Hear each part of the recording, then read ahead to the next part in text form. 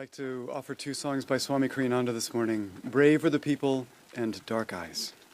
Brave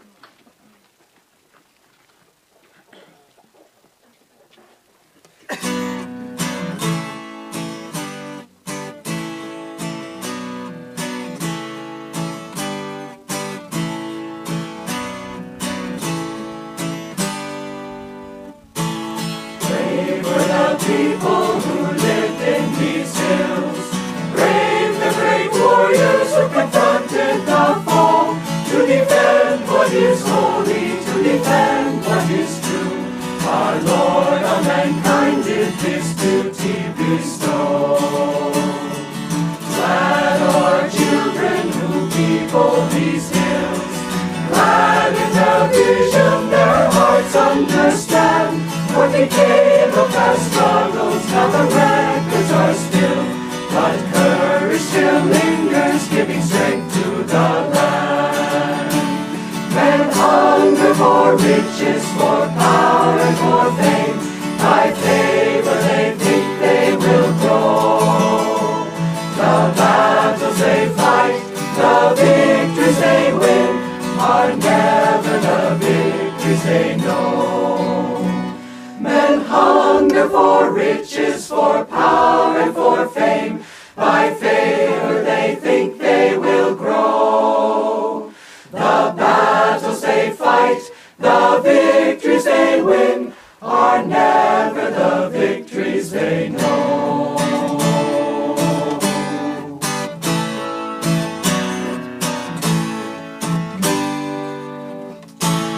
Brave were the people who lived in these hills. Brave the great warriors who confronted the foe, to defend what is holy, to defend what is true. Our Lord on mankind did this duty bestow. Our Lord on mankind did this duty bestow.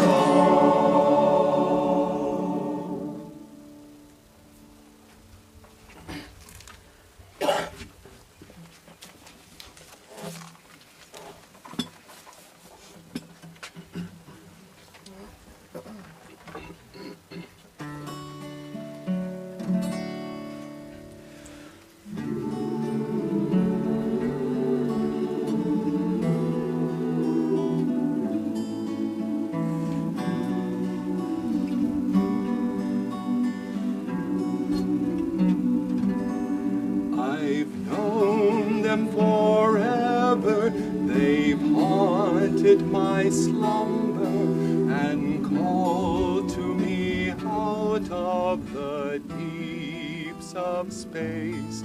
The love that they promised has helped me remember another time a caring embrace. Dark eyes in the morning, dark eyes in the evening, dark eyes in the starlight at end of day, dark eyes that speak silence, they whisper, come find me, you'll never know true love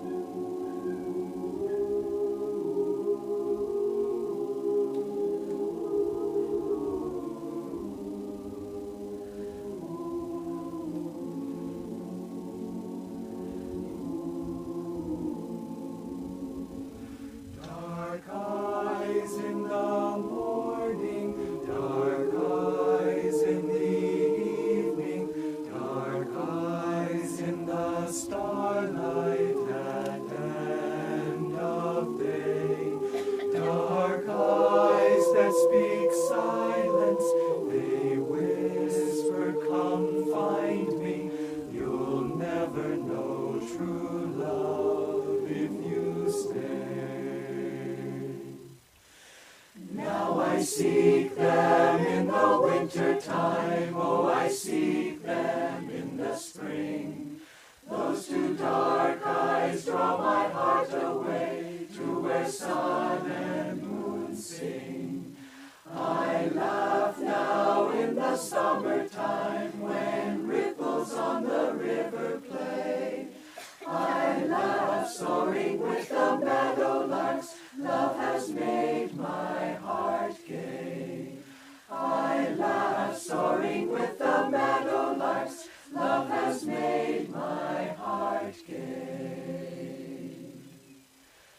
I've known them forever, they've haunted my slumber and called to me out of the deeps of space. The love that they promised has helped me remember another time, a caring embrace.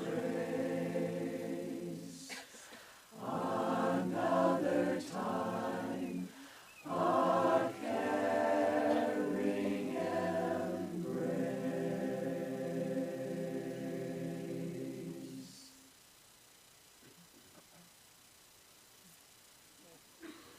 Well, welcome to our concluding Sunday service for Spiritual Renewal Week, and it's just been a glorious week. The theme for our week, in case you don't remember, is the time for knowing God has come. And I think we're leaving with that thought pretty strong in our minds. So our topic this morning from Rays of the One Light, our topic is, how should we meet our tests? And Jyotish and I will both speak this morning just because we want to. And we're going to expand on this topic a little bit. We're going to direct it more, how shall we face what lies ahead? Truth is one and eternal. Realize oneness with it in your deathless self within. The following commentary is based on the teachings of Paramahansa Yogananda. Last week, we considered Satan's temptation of Jesus in the wilderness. After his baptism by John, we discussed the question, does Satan exist? All of us experience temptation of one kind or another in our lives. Some of us frequently, others only occasionally. Whether temptation comes to us from our own subconscious or from outside ourselves is secondary to the fact that it does come and that we must deal with it. More important then is the question, how to deal with it. In fact, how to deal with tests of any kind. Martin Luther flung an inkpot at the devil who had appeared to test him. A dark stain on the wall of Luther's cell is pointed out to tourists in support of this story. Unfortunately, our trials are not often so summarily dismissed. As a fellow monk once said to Swami Kriyananda, speaking of Satan, "If only I could get my hands on him." Jesus, during his temptations in the wilderness, overcame them and thereby set an example for all time by clinging the more determinedly to God. As Paramahansa Yogananda used to say, darkness cannot be driven out of a room with a stick. Once you turn on the light, however, the darkness will vanish as though it had never been. Jesus manifested this principle. The Bible tells us, therefore, that at last, quote, the devil leaveth him, and behold, angels came and ministered unto him. In the Bhagavad Gita, the point is clarified further by added explanation that there are three qualities in human nature: sattvic, or spiritually elevating, rajasic, or ego-activating, and tamasic, or spiritually darkening. It is this triune aspect of human nature that the third chapter of the Gita refers to with these words. As fire is hidden by smoke, as an embryo is dulled by rust, as a mirror is dulled by rust, and as an embryo is enclosed in the womb, so is the indwelling self enveloped by desire. Yogananda explained that each of these examples describes one of the qualities or gunas. Sattva guna, that which elevates our consciousness, can be freed of any identity with ego by a little puff of meditation and right affirmation. Rajaguna, which embroils the ego in restless activity, can be worked off with a little more and a little longer effort. Tamoguna, embracing as it does mental states as laziness and stupidity, can only be outgrown in time, since it inhibits even the desire for self-improvement. The example Jesus gave us was intended more for those in whom sattva guna is predominant. But if you find in yourself elements that resist even the effort to cling to God in prayer and meditation, don't despair. Patience, as it has been well said, is the fastest path to God. As long as your efforts take you steadfastly in the right direction, you will come out right in time. Remember Yogananda's words, "A saint is a sinner who never gave up." If, however, your nature impels you, even against your will, to move in the wrong direction toward egoic desires and away from God, strive at least to detach yourself mentally from your wrong actions, which are induced by habit. The time will come when their own stored-up energy will tire and diminish. At that time, if you have not contributed to that energy by your consenting will, you will find it possible at last to redirect your energies more constructively to know God. Thus, through Holy Scripture, God has spoken to mankind. Om, Om, Om.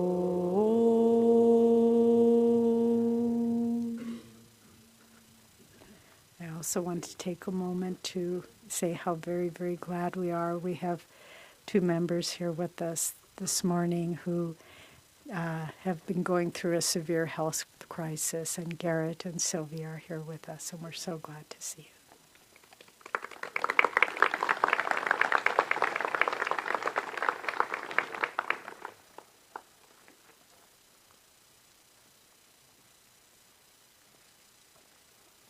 Good morning, everyone. How feels everyone? Awake and ready. Okay.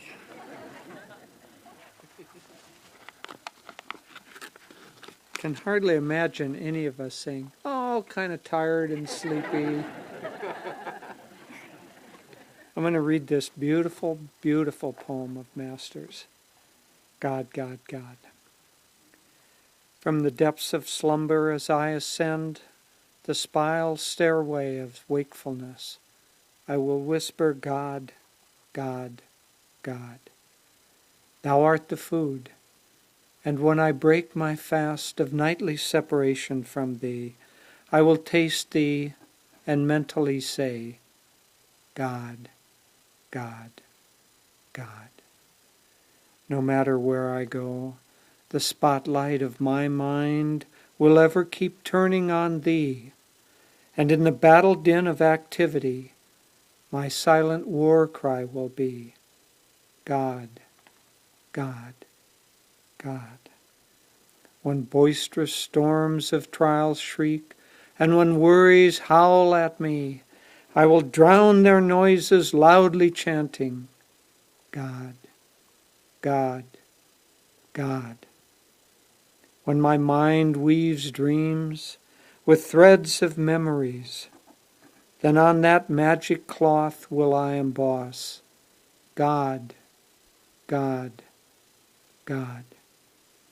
Every night, in time of deepest sleep, My peace dreams and calls joy, joy, joy, and my joy comes singing evermore, God, God, God. In waking, eating, working, dreaming, sleeping, meditating, chanting, serving, divinely loving, my soul will constantly hum, unheard by any, God, God, God. Last March, during our annual, we used to call it Winter Renewal Week, but we decided we didn't want to renew winter all the time. So we changed the name to Inner Renewal Week. So at Inner Renewal Week last March, we listened to Master reading or speaking a variation of this, in which instead of saying God, God, God, he said God, Christ, Guru, but the same poem. And we suggested that everyone learn that poem and repeat it. And it's a very, very good thing to do. I would like to suggest that you do that. It doesn't take very long, and the effort to do it will help continue. In fact, those of you who are leaving, I would very strongly suggest that in this next week you memorize that poem and repeat it, because it will help carry with you the vibration and the teachings of this week. It's more than just a poem, it's really a recipe for dealing with what's ahead of us.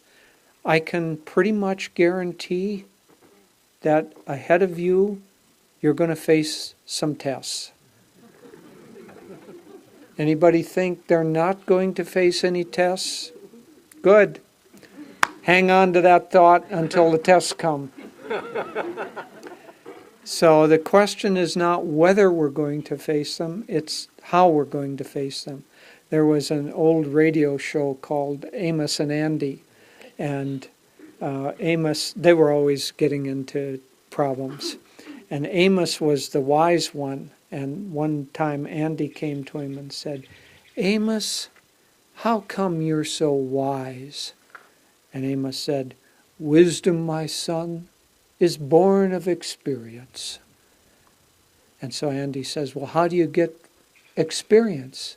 By not being wise.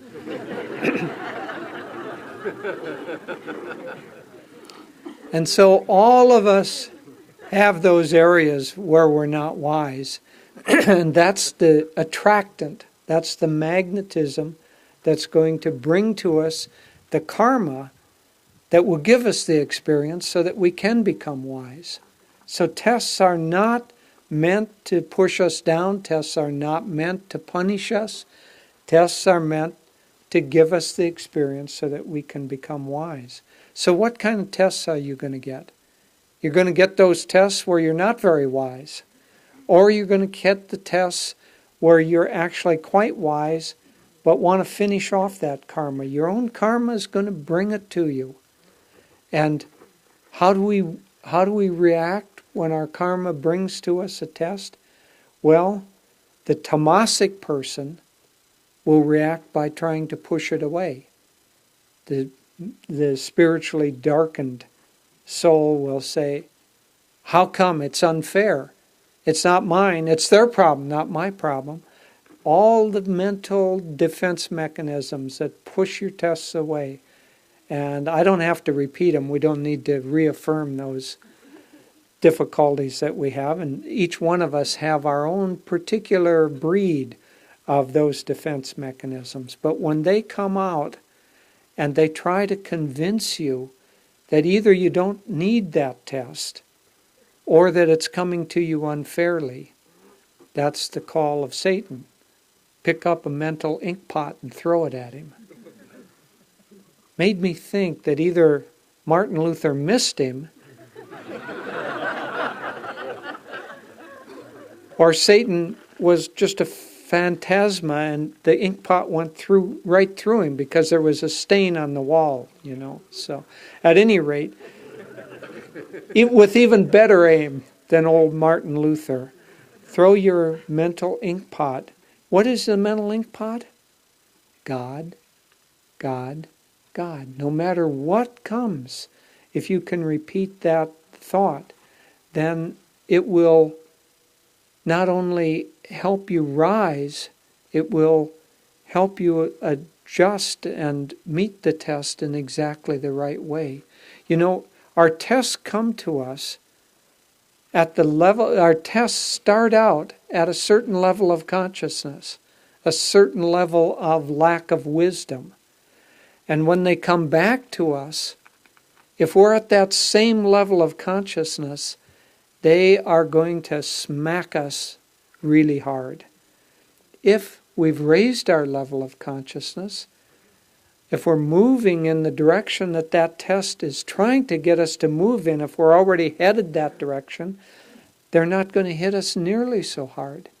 And so if we can already be moving in the direction, if we can already be headed where we want to go, which is always God, God, God, to raise our consciousness above the level at which the energy was put out for the test to come back, that's the way out of the test. Some years ago, Devi and I were visiting her mother in Kansas City, and her mother lived in a kind of a high-rise apartment complex. And there was a charming doorman there named Oliver. And one time we were walking down the street, we'd just left, and one of Oliver's friends came by on the street, and he called out to him, "How's it going, Oliver?" And Oliver said, "Well, I was still headed to the devil, but at least I ain't chasing him anymore."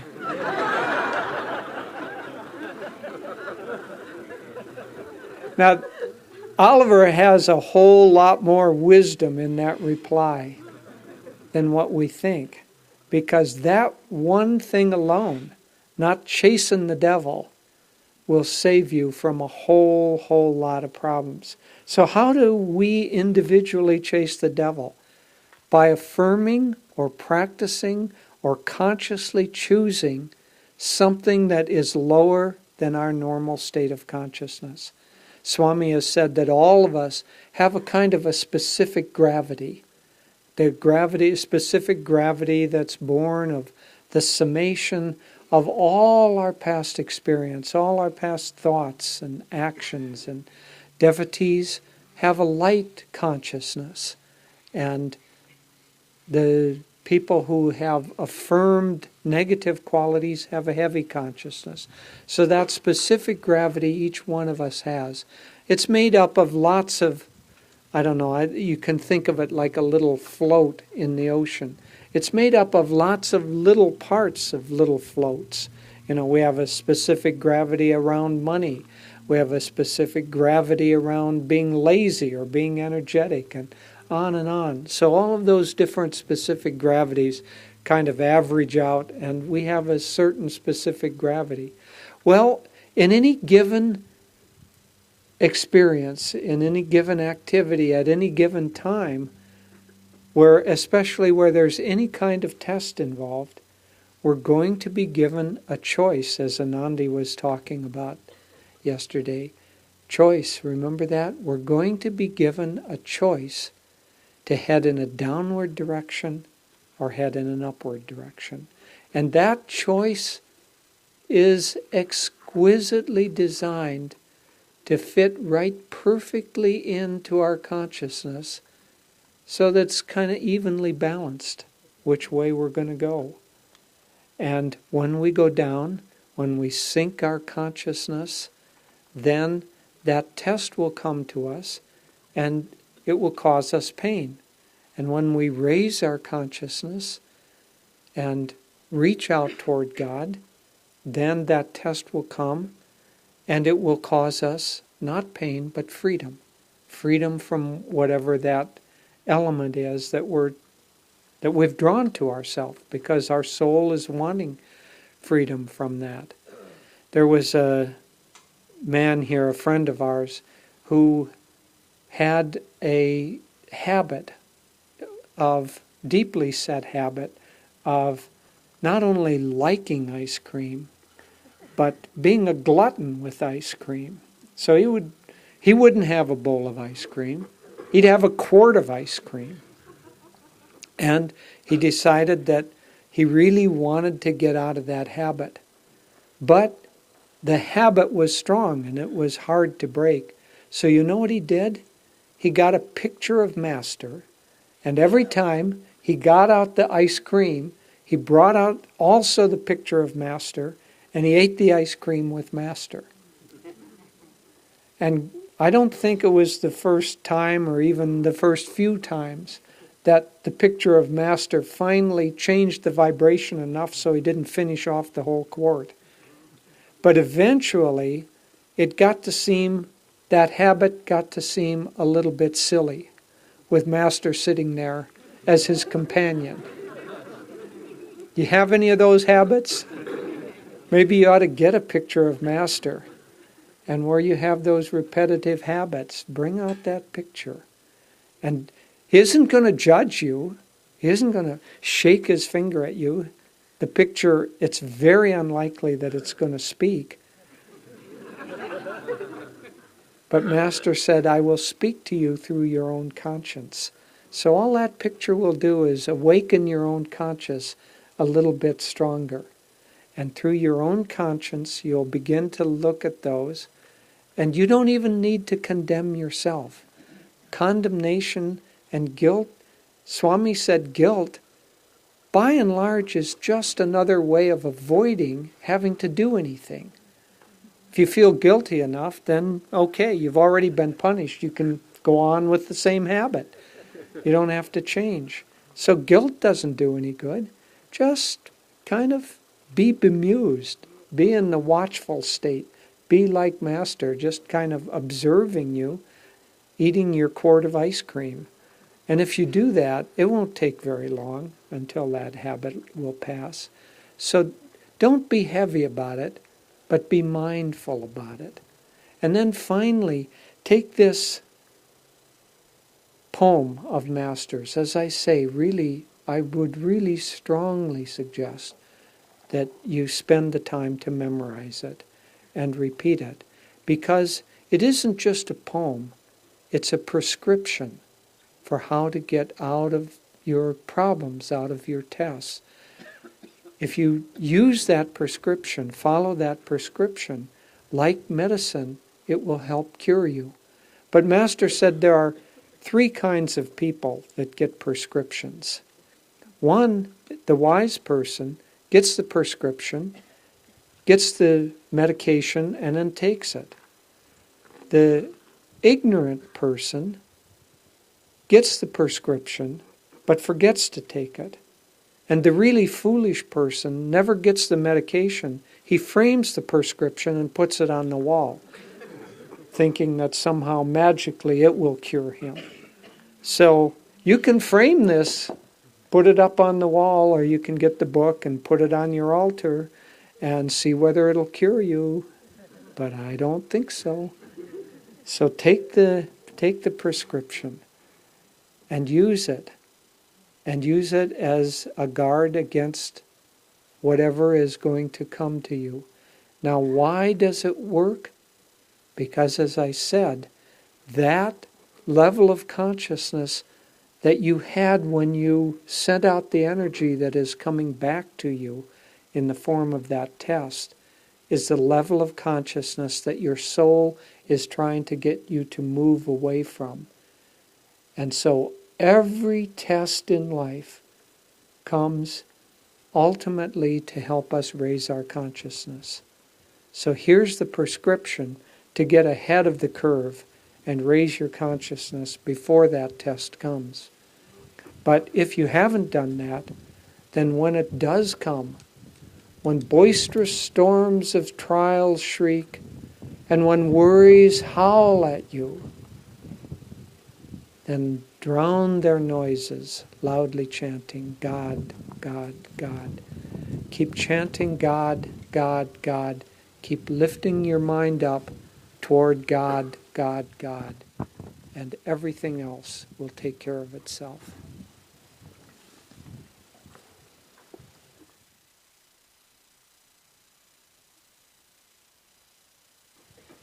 So Jyotish was talking about wise living, and he gave you a prescription, and I'm going to give you another one from a very helpful book about how to live wisely. Living wisely, living well. This is actually one of my favorites of Swami's book, and I'm going to read 3. These are a passage for each day of the year. And Swami said this is one of his favorite books, too, because it's so useful. So I'm going to read 3 passages, brief, little few sentences, and talk about them, how they can help us face whatever lies ahead. The first one is, think of this day as a friend. God gave it to you.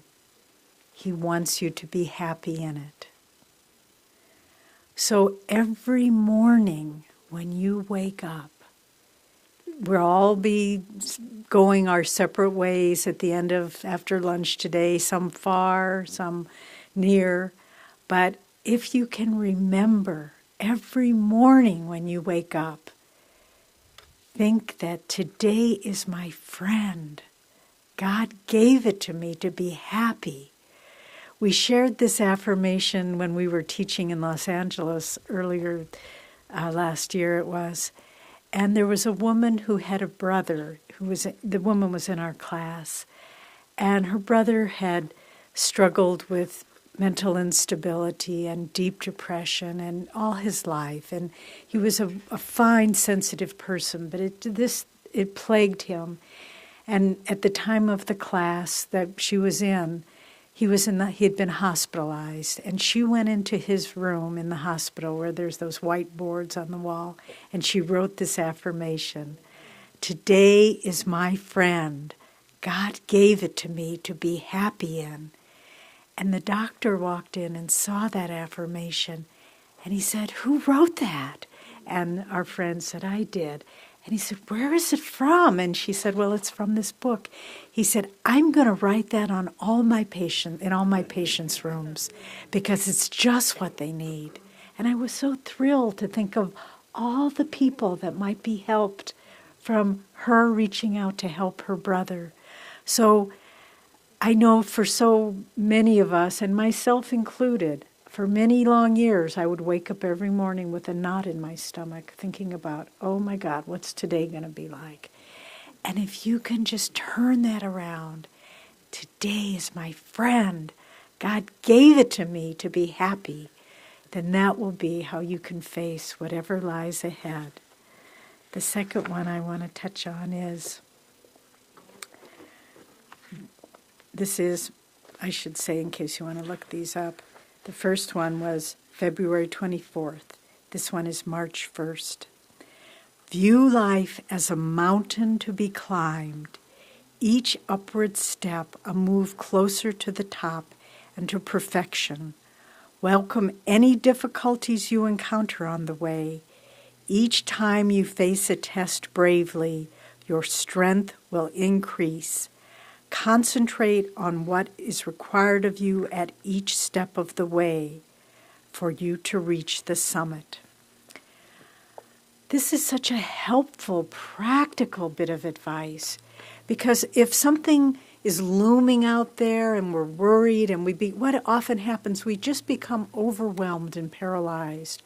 But if you just take it apart and say, what's the first step I can take? Okay, I can do this. A few years ago, one of our members, Bajrang, gave me an old archive tape that he found lurking somewhere in Ananda, and it was the community meeting we had in June 1975 after the forest fire, and Swami was there. And when I listened to that tape, it was like we were planning a picnic. He was so calm and so centered and so focused on what we can do on a practical level. He just said, okay, how many of you have houses? And nobody did. Okay, where are we going to live now? And someone said, well, I could get a teepee. And someone said, well, I could get a trailer. And someone said, I could go live with some relatives nearby. And then we went bit by bit. Okay, how are we going to get through the winter? How are we going to get shelter? How are we going to get income? And it was just, it took, all of us were in a state of varying degrees of confusion and anxiety and fear. And Swami just took it apart. And he said, what can we do? Step by step, simple by simple movement forward. And it demystified it all. And so whatever faces you in the future, just think, what's the first thing I can do to make this better? And then what's the next thing I can do to make this better? And step by step, just as Swami says in this passage, eventually you realize, what was the problem? I forgot. And you're standing on the top of the mountain looking down and saying, you tried to get me, Satan, but you sure didn't make it. And then the last one is for March 22nd. And this is a hard one. Trust life, even if you cannot trust people. For human nature is unreliable, but life itself is ruled by immutable law. Right action leads always, in the end, to victory. And so we've all, I dare say not a one of us has not been in a situation where someone has disappointed us or maybe even betrayed us or maybe consciously tried to hurt us. You know, I'm reading a book about the Second World War, and I never can wrap my mind around man's humanity to man. I just cannot understand it. And I get to the point where, of course, I don't even want to try. But there it is. And the cruelty and the injustice that has come down through time, it's there. It's real. But for most of us, we rarely face deep, deep cruelty and betrayal. But it's more, we're involved with people with a limited perspective. They see only a little piece of the puzzle, and they perhaps impose that on us. And so it isn't that they're evil or that we need to judge them. They just haven't seen the whole picture yet. But if we try to base our sense of dealing with things on human nature, we will infallibly be disappointed. Master instructed his disciples not to pick up hitchhikers.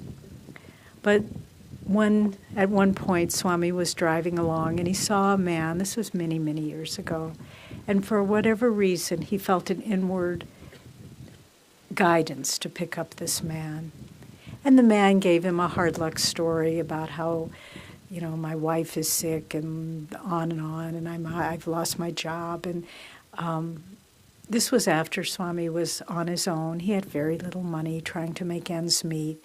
But the man said, if you could give me some money, I would surely appreciate it. And Swami got out his wallet and looked, and he had very little, but he gave the man what he had.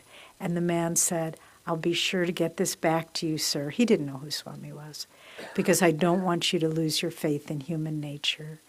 And Swamiji, who has been around the reincarnational block many times, said, if I had faith in human nature, I would have lost it long ago. I'm not giving this to you because I have faith in human nature. I'm giving it to you because I have faith in God. And even if you don't ever repay me, God will give it back to me in his own way. And so it proved. The man never heard from the man again, even though he had taken down Swami's address and so forth. But it has come back to him many, many, many times over in other ways.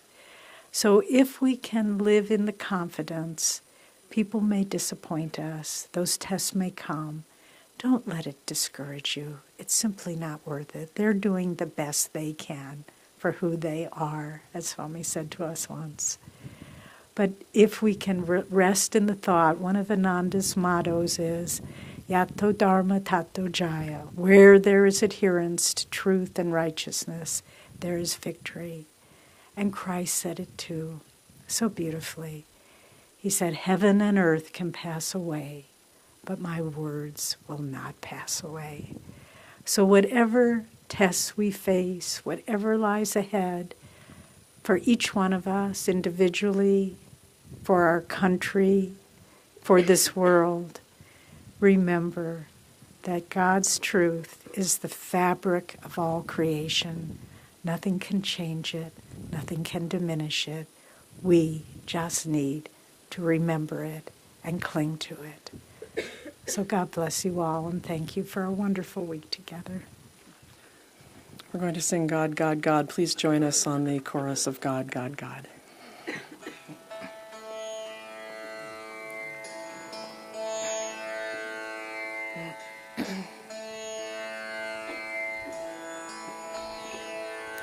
From the depths of slumber as I ascend the spiral stairway of wakefulness, I will whisper, whisper, God, God, God. Thou art the food, and when I break my fast of nightly separation from thee, I will taste thee and mentally say, God, God, God. No matter where I go, the spotlight of my mind will ever keep turning on thee. And in the battle din of activity, my silent war cry will be God, God, God. When boisterous storms of trial shriek, and when worries howl at me, I will drown their noises, loudly chanting, God, God, God. When my mind weaves dreams, dreams, with threads of memories, on that magic cloth will I emboss God, God, God. Every night in time of deepest sleep, when my peace dreams and calls joy, joy, my joy comes singing evermore. God, God, God. In waking, eating, working, dreaming, sleeping, serving,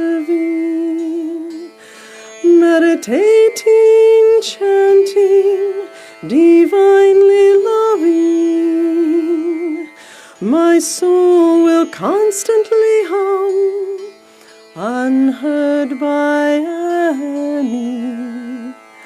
God, God, God,